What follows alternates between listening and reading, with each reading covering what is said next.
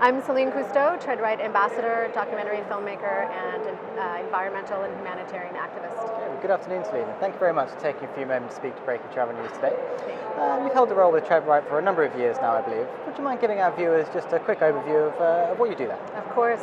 Well, the TreadRight Foundation is the charitable arm to the Travel Corporation family of brands. Essentially, what my role with TreadRight is, one is to inform and help advise what kind of projects we are going to support as a foundation. The second part is as a storyteller, so being able to bring the story of the different charitable initiatives that we're supporting in the field and bring them to a general audience, more specifically the tourism industry, but I think a general audience at large is also part of the goal. The tourism industry is very much gathering here in London for World Travel Market 2019. Sustainability has been a topic that's been rising up the agenda for a number of years. Do you think we've crossed the threshold now and people are starting to actually act on the topic? I think we're getting there. I think we have a lot of work to do still. Sustainability has been something I've been speaking about for 10 years. It's something that TreadRight Foundation has been actually implementing for a decade.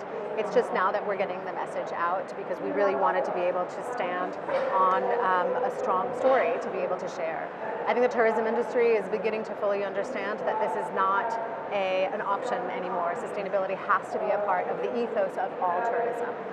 So it's going to take time. It's obviously a massive sector of society that we need to shift and influence, both from within the ethos of the corporations and the travel companies, the way in which we travel, the way in which we educate the travelers, and the way in which we support local initiatives in the countries in which tourism goes. What concrete steps can travellers take? We hear about banning plastic straws, but these are things on the margins. What would you suggest people actually do?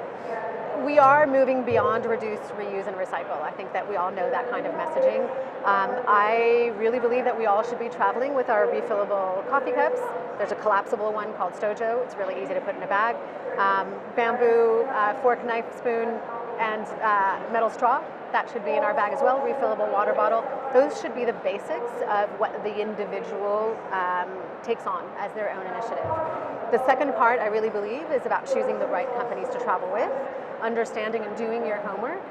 Are these travel companies taking on sustainability initiatives from within the corporation and also in the places they travel to?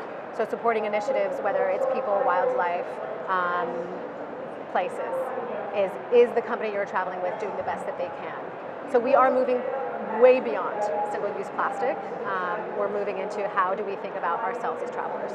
And tourism can also play a positive role as well. It's not all negative, it's not all impact.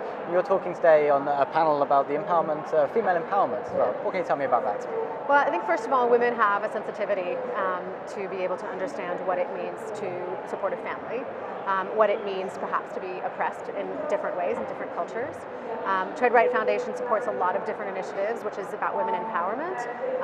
Laboratorio Giulietta Brossetti in Perugia in Italy is one initiative we support, where Marta is taking on 3 generations of traditional weaving and passing it on to the next. The travelers who come to see her are supporting her work, so that's local artisanry. We're also supporting the Women's Iraq Al-Amir Cooperative in Jordan. 150 women benefit from this. They are able to create an economy for themselves and for their families.